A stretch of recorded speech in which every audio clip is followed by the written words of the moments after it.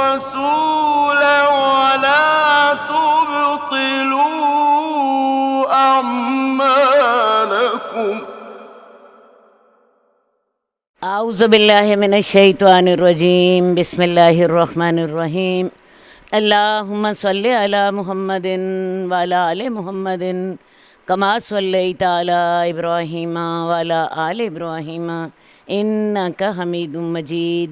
اللہم بارک علی محمد وعلی آل محمد کما بارکت علی ابراہیم وعلی آل ابراہیم انک حمید مجید۔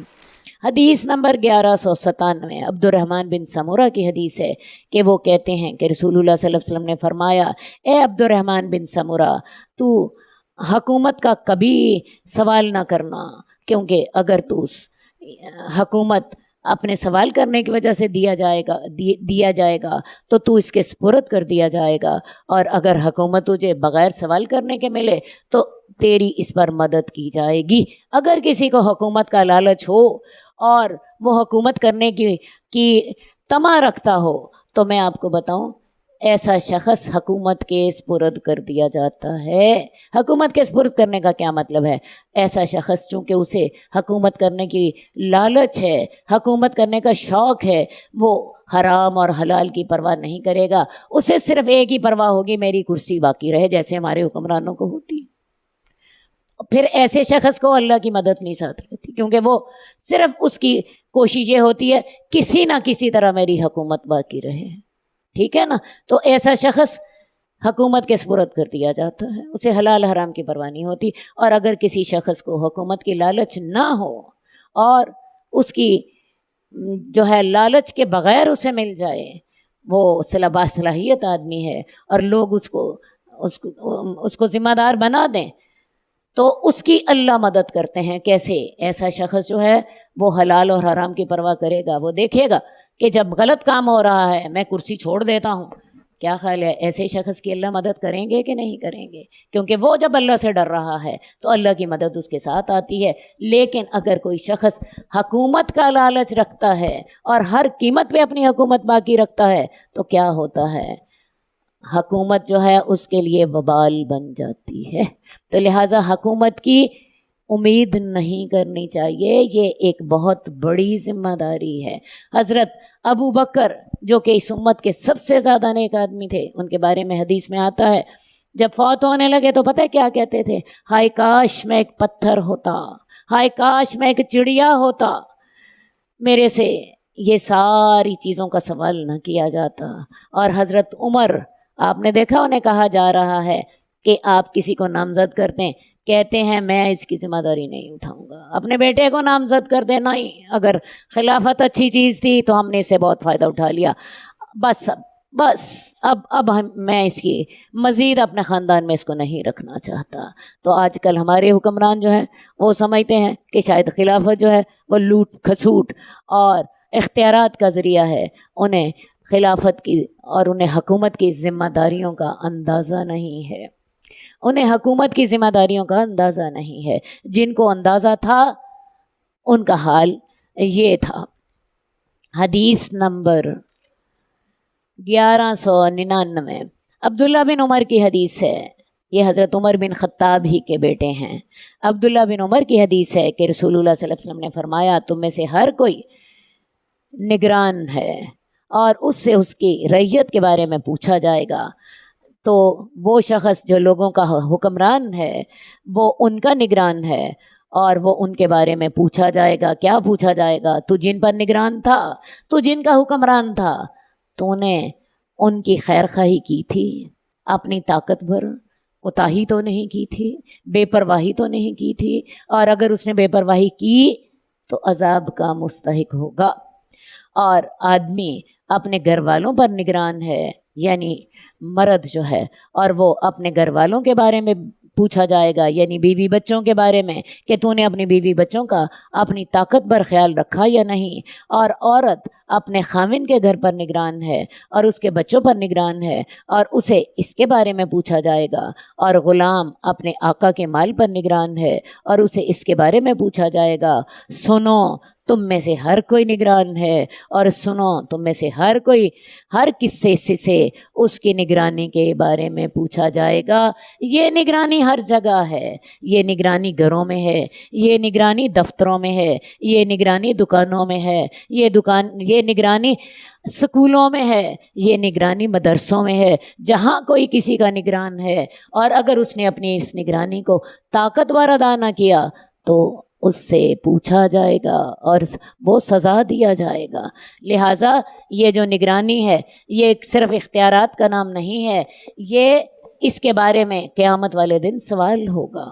ہر شخص اپنی جگہ پہ ایک آفیسر ہے، ایک دکاندار ہے، ایک فیکٹری کا مالک ہے، ایک مدرسے کا منتظم ہے، ایک سکول کا پرنسپل ہے، یہ سارے لوگ اپنی اپنی جگہ پہ نگران ہیں، اور ان سے پوچھا جائے گا کہ جو لوگ تمہارے ماتحت تھے تم نے ان کی خیر خواہی کی یا نہیں کی، اپنی طاقت بھر۔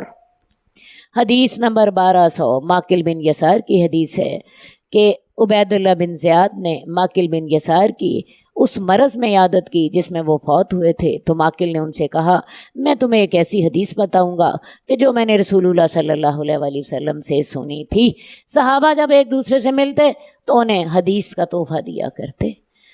میں تمہیں ایسی حدیث بتاؤں گا جو میں نے رسول اللہ صلی اللہ علیہ وسلم سے سنی تھی۔ میں نے رسول اللہ صلی اللہ علیہ وسلم کو اپنے کانوں سے یہ فرماتے ہوئے سنا تھا، کوئی ایسا بندہ جس کو اللہ تعالیٰ نے کسی رعیت کا حاکم بنایا اور محافظ بنایا، اور اس نے ان کی خیر خواہی کے ساتھ اور بھلائی کے تقاضوں کے مطابق رعیت کی حفاظت کی ذمہ داری پوری نہ کی تو وہ جنت کی خوشبو بھی نہ پائے گا۔ دوبارہ میرے سے سن لیجئے کہ جس بندے کو اللہ تعالیٰ نے رایا کا حاکم اور محافظ بنایا اور اس نے بلائی اور خیر خواہی کے تقاضوں کے مطابق رعیت کی حفاظت کی ذمہ داری پوری نہیں کی، خواہ وہ باپ تھا، خواہ وہ ماں تھی، خواہ وہ جو تھا حکمران تھا، خواہ وہ افسر تھا، خواہ وہ فیکٹری کا مالک تھا، خواہ وہ مدرسے کا مدیر تھا، خواہ وہ اسکول کا پرنسپل تھا، اس نے خیر خواہی اور بلائی کے تقاضوں کے مطابق ان کی حفاظت نہ کی، اپنی ذمہ داری پوری نہیں کی، طاقتور، تو وہ جنت کی خوشبو بھی نہ پائے گا۔ بعض اوقات صحابہ نے آپ سے پوچھا یا رسول اللہ اگر ہمارے حکمران ہم پہ زیادتی کریں پھر کیا کریں؟ تو آپ نے فرمایا تم انہیں ان کے حق دے دو اور اللہ سے تم مانگو، اپنا حق اللہ سے مانگو، جو تمہارے ذمہ ہے اپنی ذمہ داری پوری کر دو، ان کی ذمہ داری وہ اللہ ان سے خود پوچھ لے گا۔ تمہاری ذمہ داری یہ نہیں ہے کہ چونکہ فلاں افسر فلاں ذمہ داری نہیں پوری کر رہا تو میں بھی نہیں پوری کرتا، ارے بھی اس کا حساب اللہ نے خود لینا ہے، تمہارا حساب اللہ نے خود لینا ہے، تم اپنے حساب کا سوچو، تم اس کے حساب کا نہ سوچو۔ تو لہٰذا اللہ کے رسول نے کہا کہ تم انہیں ان کے حق دے دو اور اللہ سے اپنے لیے دعا کرو، اللہ تعالیٰ ان سے خود پوچھ لے گا، تم اپنے ذمہ دار ہو، ان سے اللہ خود پوچھ لے گا۔ حدیث نمبر 1201 ابو ہریرہ کی حدیث ہے کہ اس اثناء میں کہ ہمارے درمیان رسول اللہ صلی اللہ علیہ وآلہ وسلم تھے تو آپ نے مال غنیمت میں چوری کا ذکر کیا اور اس کو بہت بڑا گناہ قرار دیا اور فرمایا میں تم میں سے کسی کو قیامت کے دن نہ پاؤں کہ اس کی گردن پر ایک بکری سوار ہو جو کہ ممیا رہی ہو، اور اس کی گردن پر ایک گھوڑا سوار ہو جو کہ ہنہنا رہا ہو، اور وہ مجھ سے کہے یا رسول اللہ میری مدد فرمائیے، اور میں جواب دوں کہ میں تمہاری کوئی مدد نہیں کر سکتا، میں نے تمہیں اللہ کے احکامات پہنچا دیے تھے۔ بات سمجھ آئی؟ کسی نے اگر مال غنیمت میں چوری کر لی، مال غنیمت میں چوری سے کیا مراد ہے؟ مال غنیمت کو جب کوئی ذمہ دار آدمی سب مجاہدین میں بانٹ دیتا ہے تو وہ اس کے حقدار ہوتے ہیں، اور اگر انہوں نے کسی نے تقسیم سے قبل اس میں سے کچھ لے لیا تو وہ آگ لے رہا ہے۔ آپ کو یاد ہونا چاہیے مدم کا واقعہ، مدم جو تھا اس کو غزوہ خیبر میں ایک تیر لگا تھا، لوگوں نے کہا کہ اس کو شہادت مبارک ہو۔ رسول اللہ صلی اللہ علیہ وسلم نے فرمایا تھا اس نے ایک چادر جو مال غنیمت کی تقسیم سے قبل اس نے لے لی تھی وہ اس کی قبر میں آگ بن کر بھڑک رہی ہے، حالانکہ مدم کو شہادت نصیب ہو رہی تھی۔ تو بات یہ ہے کہ مال غنیمت میں سے چوری کرنا سخت حرام ہے، تو لہٰذا ایسا نہ ہو کہ تم میں سے کسی نے مال غنیمت میں سے ایک بکری لے لی ہو اور وہ بکری قیامت والے دن اس کی گردن پر سوار ہو اور اس کو روند رہی ہو اپنے کھروں کے ساتھ اور اس کو اپنے جو ہیں سینگوں کے ساتھ مار رہی ہو اور اس کی گردن پر ایک گھوڑا سوار ہو اور وہ ہنہنا رہا ہو اور وہ اس دن مجھے کہے کہ اللہ کے رسول میری مدد کرے، میں اس دن کچھ نہیں کر سکوں گا، میں اس وقت کہوں گا میں تمہارے لیے اللہ کے مقابلے میں کوئی مدد نہیں کر سکتا، میں نے تمہیں دنیا میں اللہ کے تمام احکامات پہنچا دیے تھے، یا میں دیکھوں کہ کسی کی گردن پر ایک اونٹ سوار ہو جو بل بلا رہا ہو اور وہ کہے یا رسول اللہ مجھے بچا لیجئے، میں کہوں گا میں تمہارے لیے کچھ نہیں کر سکتا، میں نے تمہیں دنیا میں تمام پیغامات پہنچا دیے تھے۔ اسی طرح کوئی شخص آئے اس کی گردن پر سونا چاندی لدا ہو اور وہ کہے یا رسول اللہ میری مدد فرمائیے، اور میں کہوں گا میں تمہاری مدد نہیں کر سکتا، میں نے تمہیں سارے پیغامات پہنچا دیے تھے، یا اس کی گردن پر کپڑے لدے ہوئے ہوں جو اس کے قابو میں نہ آ رہے ہوں اور وہ کہے یا رسول اللہ میری مدد کیجئے، میں کہوں گا میں اللہ کے مقابلے میں تمہاری کوئی مدد نہیں کر سکتا، میں نے تمہیں دنیا میں اللہ کے سارے پیغامات پہنچا دیے تھے۔ تو لہٰذا عمل کرنے کا موقع کب ہے؟ آج سیکھیے، آج ان پر عمل کیجئے، آج اللہ کے رسول صلی اللہ علیہ وآلہ وسلم کے ارشادات پڑھیں، سیکھیں، عمل کریں، دوسروں تک پہنچائیں۔ قیامت کو اللہ کے رسول ہماری کوئی سفارش نہ کر سکیں گے، کوئی ناجائز سفارش نہ کر سکیں گے۔ تو اللہ تعالیٰ نے آپ کو جو پیغامات دیے تھے آپ نے سارے ہمیں پہنچا دیے۔ اب اس حدیث سے میں ایک بات سرکاری ملازموں کو خاص طور پر واضح کرنا چاہتی ہوں کہ بعض اوقات سرکاری ملازم جو ہیں وہ سرکار کی گاڑیاں استعمال کر رہے ہوتے ہیں، سرکار کا فون استعمال کر رہے ہوتے ہیں، سرکار کی جو اور اشیاء ہوتی ہیں جو ان کو سرکاری خزانے سے ملتی ہیں تو یہ ان کی ذاتی نہیں ہوتی۔ کیا خیال ہے؟ ذاتی ہوتی ہیں؟ ذاتی نہیں ہوتی، یہ حکومت کی امانت ہوتی ہے، اور اگر اس میں سے وہ خود استعمال کرتے ہیں تو اسی سزا کے حقدار ہوں گے۔ تو لہٰذا جو آپ کو اللہ کی طرف سے جہاں پر آپ ملازمت کر رہے ہیں یا جہاں پہ آپ اپنی خدمات انجام دے رہے ہیں وہاں کچھ اشیاء ملتی ہیں، یہ آپ کی ذاتی نہیں ہوتی، یہ آپ کے پاس امانت ہوتی ہیں۔ حدیث نمبر 1202 ابو حمید ساعدی سے روایت ہے کہ رسول اللہ صلی اللہ علیہ وسلم نے کسی شخص کو عامل مقرر کیا، تو عامل جب اپنے کام سے فارغ ہو گیا تو اللہ کے رسول کے پاس آیا اور کہنے لگا یا رسول اللہ یہ تو وہ صدقات ہیں جو کہ آپ کے لیے ہیں اور یہ لوگوں نے مجھے تحفہ دیا ہے۔ اللہ کے رسول نے اسے کہا کیا تو اپنی ماں کے گھر میں کیوں نہ بیٹھا اور اپنے باپ کے گھر میں کیوں نہ بیٹھتا، پھر تو دیکھتا تجھے تحفہ دیا جاتا ہے یا نہیں دیا جاتا۔ اب آپ دیکھیں بہت سے سرکاری ملازم ہوتے ہیں اور سرکاری ملازموں کو رشوت دی جاتی ہے تاکہ وہ ان کے معاملے میں آسانی کریں۔ کوئی اس لیے رشوت دیتا ہے کہ میرا بجلی کا بل کم ہو جائے، اور کوئی اس لیے رشوت دیتا ہے کہ میرا ٹینڈر منظور ہو جائے، اور کوئی اس لیے رشوت دیتا ہے کہ فلاں معاملے میں میرے پر نرمی کر دی جائے۔ تو یہی مثال آپ کو اس حدیث میں ملے گی۔ اللہ کے رسول صلی اللہ علیہ وآلہ وسلم نے ایک شخص کو صدقات وصول کرنے پر مقرر کیا۔ اس شخص نے جب صدقات وصول کر لیے تو اس نے اللہ کے رسول سے کہا یا رسول اللہ یہ تو آپ کے ہیں اور یہ لوگوں نے مجھے تحفہ دیا۔ اللہ کے رسول کو اتنا غصہ چڑھا، آپ نے اسے کہا تو اپنی ماں کے گھر میں بیٹھتا، تو اپنے باپ کے گھر میں بیٹھتا، پھر دیکھتا تجھے کوئی تحفہ دیتا۔ یہ تحفہ تو تجھے اس لیے دیا گیا کہ تاکہ تو جو صدقہ وصول کرنے میں آیا ہے اس میں کچھ کمی کر لے۔ بات سمجھ آئی نا؟ تو نقصان کس کو ہوا؟ نقصان حکومت کے کاموں کو ہوا۔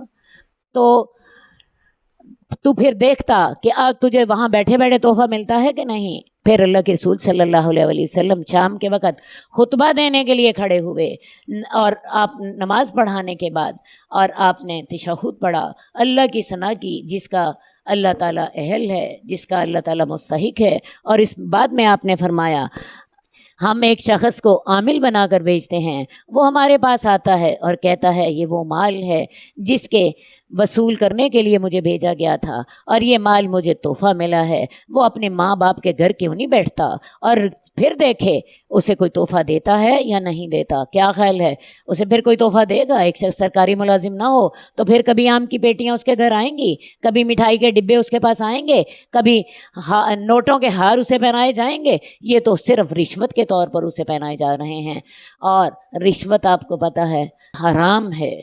تو وہ اپنے ماں باپ کے گھر میں کیوں نہ بیٹھا؟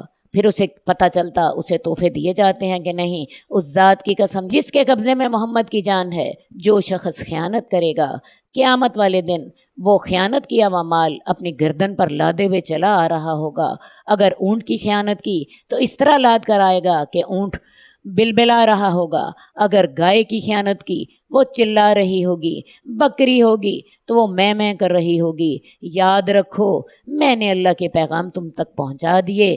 ابو حمید کہتے ہیں یہ ارشاد فرماتے وقت رسول اللہ صلی اللہ علیہ وسلم نے اپنا ہاتھ مبارک اونچا اٹھایا، اتنا اونچا اٹھایا کہ آپ کے بغلوں کی سفیدی جو تھی وہ ہمیں نظر آ گئی۔ آپ نے کہا کہ دیکھو میں نے تمہیں اللہ کا پیغام پہنچا دیا۔ لوگوں نے کہا ہاں پہنچا دیا، اور آپ نے اتنا اونچا ہاتھ اٹھایا کہ آپ کی بغلوں کی سفیدی نیچے سے نظر آ رہی تھی۔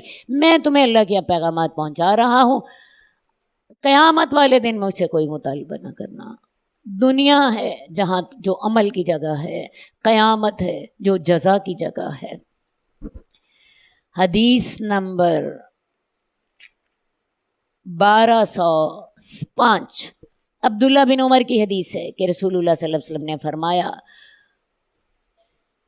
ہر مسلمان پر واجب ہے کہ وہ اپنے حاکم کی بات سنے اور اپنے امیر کی اطاعت کرے، خواہ اسے وہ بات اور حکم پسند ہو یا نہ پسند ہو، جب تک کہ اس کو گناہ کا حکم نہ دیا جائے۔ لہٰذا اگر اسے گناہ کا حکم دیا جائے تو سننا بھی لازمی نہیں ہے اور اطاعت بھی لازمی نہیں ہے۔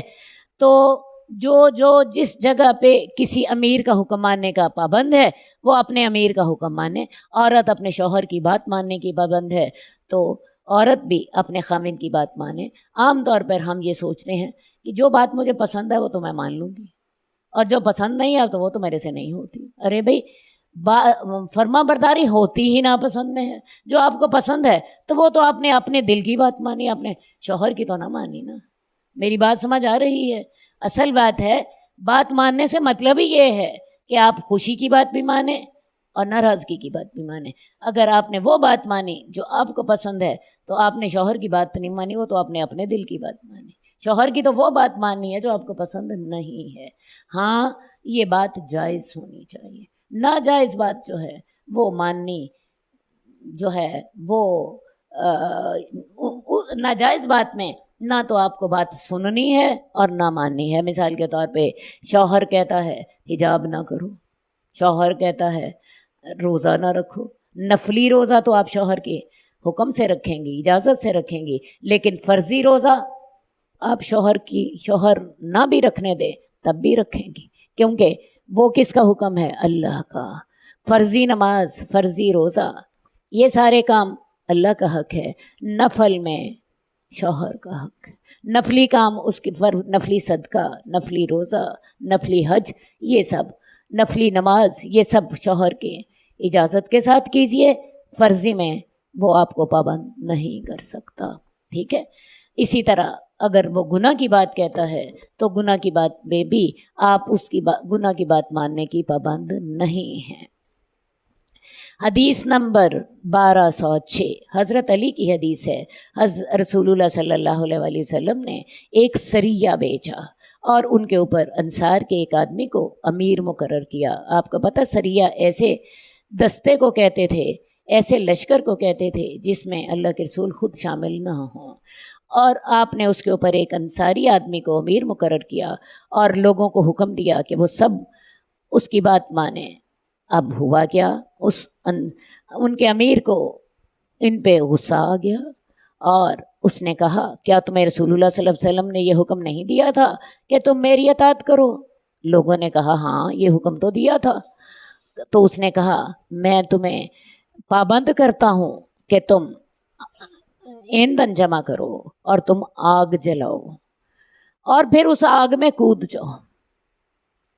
دیکھیں نا کیا حکم دیا اس امیر نے، لکڑیاں جمع کرو، لکڑیوں کی آگ جلاؤ، آگ جب جل جائے تو تم خود بھی آگ میں چھلانگے لگا دو، اس میں داخل ہو جاؤ۔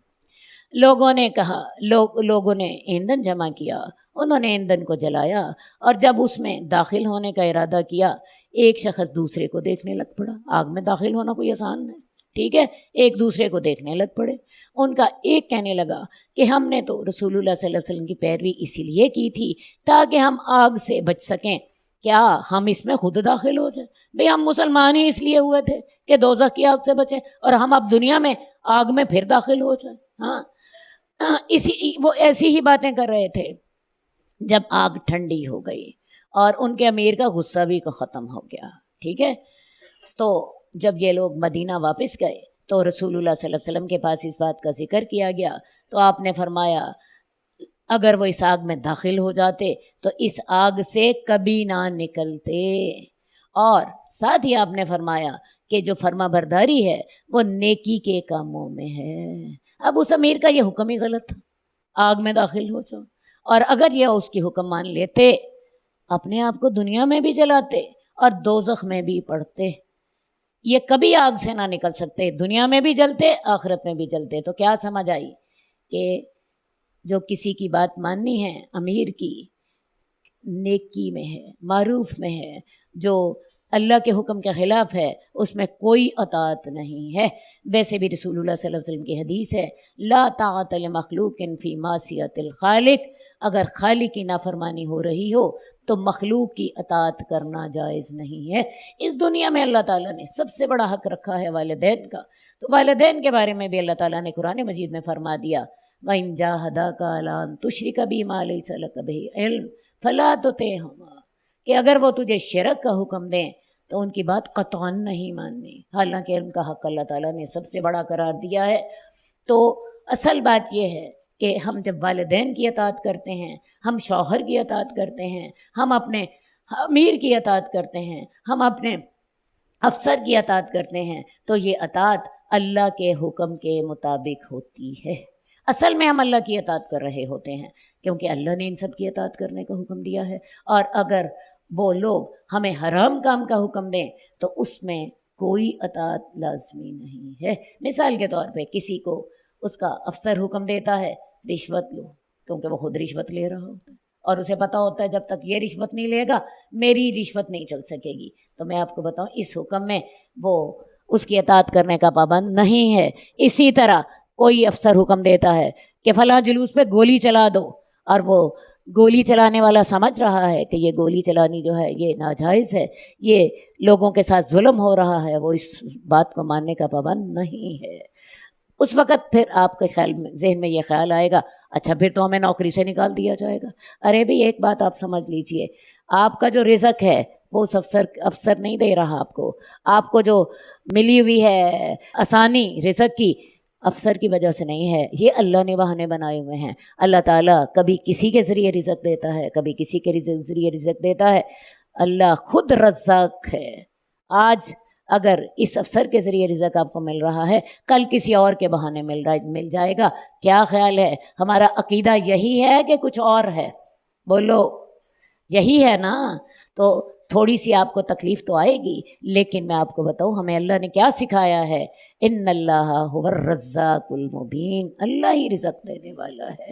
تو لہٰذا ایک بات کلیئر کر لیں، نہ شوہر آپ کو کھلا رہا ہے، نہ باپ آپ کو کھلا رہا ہے، نہ افسر آپ کو کھلا رہا ہے، نہ کوئی تیسرا بندہ آپ کو کھلا رہا ہے، یہ کون کھلا رہا ہے؟ یہ اللہ کھلا رہا ہے، یہ اللہ نے بہانے بنائے ہوئے ہیں۔ تو لہٰذا ان سب کی اطاعت کس میں ہے؟ اللہ کی اطاعت میں ہے۔ اور میں آپ کو بتا دوں یہ جو ہے غیر اللہ کی بات نہیں، اللہ کی نافرمانی میں کسی کی بات نہیں ماننی، اور اس کو اطاعت کا شرک کہتے ہیں، کیونکہ صرف ایک اللہ کا حق ہے اس کی اطاعت کی جائے۔ اللہ کے علاوہ کسی کا حق نہیں ہے اس کی اطاعت کی جائے، اور جب آپ لوگوں کو اس میں شامل کر لیتے ہیں تو آپ اللہ کے اس حق میں لوگوں کو شریک بنا لیتے ہیں، اور اس چیز کو کہتے ہیں اطاعت کا شرک۔ یہ چھوٹی بات نہیں ہے، یہ بہت بڑی بات ہے۔ حدیث نمبر 1213، جابر بن عبداللہ کی حدیث ہے کہ رسول اللہ صلی اللہ علیہ وسلم نے ہمیں حدیبیہ کے دن کہا، تم دنیا والوں میں سے سب سے بہترین لوگ ہو، اور ہم اس دن 1400 آدمی تھے، اور اگر میں دیکھتا ہوتا تو میں آج کے دن تمہیں اس درخت کی نشاندہی کر دیتا جس کے نیچے یہ بیعت منعقد ہوئی تھی۔ آپ کو پتہ ہے یہ بیعت جس کا نام بیعت رضوان ہے، یہ صلح حدیبیہ کے موقع پر منعقد ہوئی تھی۔ صلح حدیبیہ میں حضرت عثمان کو رسول اللہ صلی اللہ علیہ وسلم نے کفار سے بات چیت کرنے کے لیے بھیجا تھا۔ حضرت عثمان کو واپس آنے میں دیر ہو گئی، صحابہ میں افواہ پھیل گئی کہ شاید حضرت عثمان شہید کر دیے گئے ہیں۔ اب تک تو اللہ کے رسول صلی اللہ علیہ وسلم صلح ہی کی باتیں کر رہے تھے، لیکن جب آپ کو یہ خبر پہنچی کہ حضرت عثمان شہید کر دیے گئے ہیں، اور آپ کو پتہ ہے سفیر کو شہید کر دینا کھلا اعلان جنگ ہوتا ہے، اب آپ نے سوچ لیا کہ اب صلح نہیں ہوگی، اب لڑائی کے لیے تیار ہو جائیں۔ اب آپ نے صحابہ سے کہا، آؤ میرے ہاتھ پہ بیعت کرو کہ ہم میں سے ہر شخص ہاتھ سے تب تک نہیں جائے گا جب تک حضرت عثمان کے خون کا بدلہ نہ لے لے۔ 1400 صحابہ نے آپ کے ہاتھ پر بیعت کی، ہر بندے نے آپ کے ہاتھ پر ہاتھ رکھ کے بیعت کی کہ میں تب تک یہاں سے نہیں جاؤں گا جب تک کہ عثمان کے خون کا بدلہ نہیں لیا جائے گا۔ اور یہ بیعت جو تھی ایک درخت کے نیچے ہوئی تھی، اسی لیے جو ہے قرآن مجید میں بھی ذکر آتا ہے کہ وہ لوگ جو تجھ سے درخت کے نیچے بیعت کر رہے تھے، صحابہ کے جوش کا یہ عالم تھا کہ بعض صحابہ نے 3 دفعہ بیعت کی۔ یہی سلمہ بن اقوا جن کا ذکر آپ نے غزوہ ذی کرد کے حوالے سے پڑھا ہے، انہوں نے 3 دفعہ بیعت کی تھی۔ تو آپ اندازہ کیجئے کہ صحابہ نے اس وقت کتنے جوش کے ساتھ یہ بیعت کی تھی۔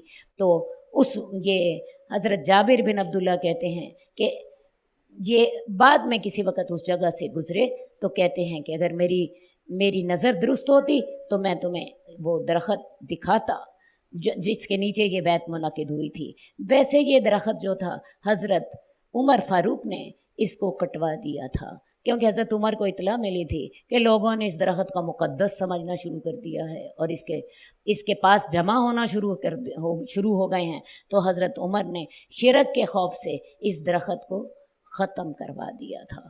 حدیث نمبر 1221، حضرت عائشہ کی حدیث ہے جو کہ رسول اللہ صلی اللہ علیہ وسلم کی زوجہ محترمہ ہیں، فرماتی ہیں کہ مومن عورتیں جب رسول اللہ صلی اللہ علیہ وسلم کی طرف ہجرت کر کے آتی تو آپ ان کا امتحان لیتے تھے اللہ کے اس قول کے مطابق، اے لوگو جو ایمان لائے ہو، جب تم پر مومن عورتیں ہجرت کر کے آئیں تو ان کا امتحان لے لو۔ اب یہ امتحان کب لیتے تھے؟ یہ بھی صلح حدیبیہ کے بعد ہی ہوا تھا۔ صلح حدیبیہ کی ایک شرط یہ بھی تھی کہ اگر کفار میں سے کوئی شخص، مکہ والوں میں سے کوئی شخص مدینہ چلا جائے تو مدینہ والے اسے واپس کر دیں گے، اور اگر مدینے میں سے کوئی شخص مکہ آئے تو مکہ والے مدینے کے شخص کو واپس نہیں کریں گے۔ اور اس بات پر بھی مسلمانوں کو بڑا غصہ تھا، لیکن اللہ کے رسول صلی اللہ علیہ وسلم نے یہ معاہدہ کر لیا۔ اب ہوا کیا کہ اس صلح حدیبیہ کے بعد کچھ عورتیں جو تھیں انہوں نے مدینہ کی طرف ہجرت کی۔ کفار نے مطالبہ کیا کہ جی ہمارا اور آپ کا معاہدہ ہوا ہے کہ اگر مکے سے کچھ لوگ مدینے چلے جائیں تو مدینہ کے لوگ انہیں واپس کریں گے، تو اللہ کے رسول لہٰذا ان عورتوں کو بھی واپس کر دیا جائے۔ اللہ کے رسول نے کفار سے کہا کہ معاہدے میں رجل کا لفظ استعمال ہوا ہے، کوئی آدمی، عورت کا تو بات ہی نہیں ہے، لہٰذا ان عورتوں کو ہم واپس نہیں کریں گے، ان عورتوں کو ہم واپس نہیں کریں گے۔ لہٰذا اللہ کے رسول نے واپس نہیں کیا اور قریش کو بھی یہ بات ماننی پڑی۔ اب لیکن اللہ کے رسول نے ایک طریقہ بنا دیا کہ ایسا نہ ہو کہ یہ عورتیں اسلام کا دعویٰ کر کے مدینہ آ رہی ہوں لیکن وہ واقعی مسلمان نہ ہوں، اپنے خامدوں کے ساتھ ان کی گڑبڑ ہو اور یہ پناہ لینے کے لیے ادھر آ رہی ہوں۔ تو اس لیے اللہ تعالیٰ نے یہ بھی آیت اتار دی کہ مومن عورتیں جب تیرے پاس ہجرت کر کے آئیں تو ان کے ایمان کا امتحان لے لیا کرو۔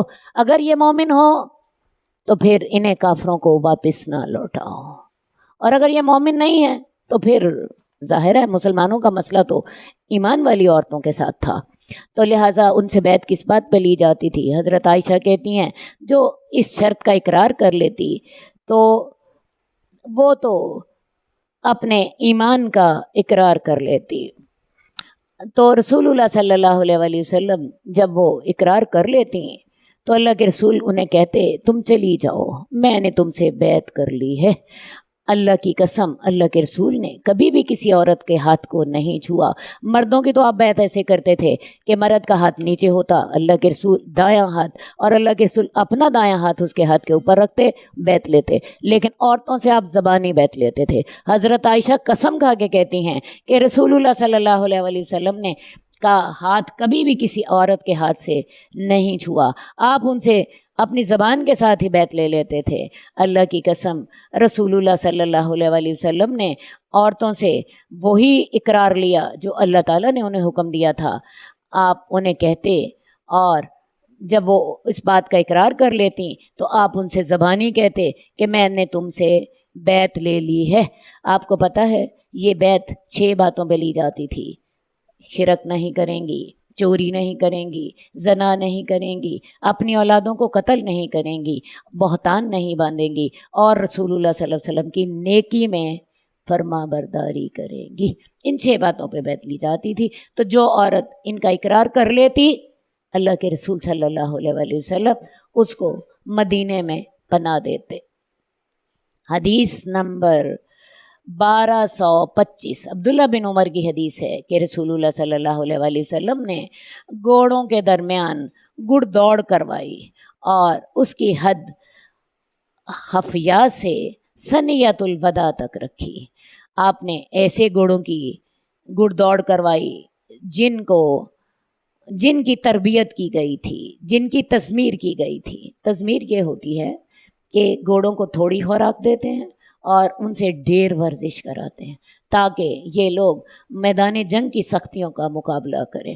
تو جن گھوڑوں کی تربیت کی گئی تھی ان کی حفیہ کے مقام سے لے کے ثنیۃ الوداع تک گڑ دوڑ کرائی، اور ان گھوڑوں کے درمیان جن کی ابھی تربیت نہیں کی گئی تھی ان کے مسجد بنی زریق سے لے کر انہیں ثنیہ سے لے کے مسجد بنی زریق تک ان کی گھڑ دوڑ کرائی۔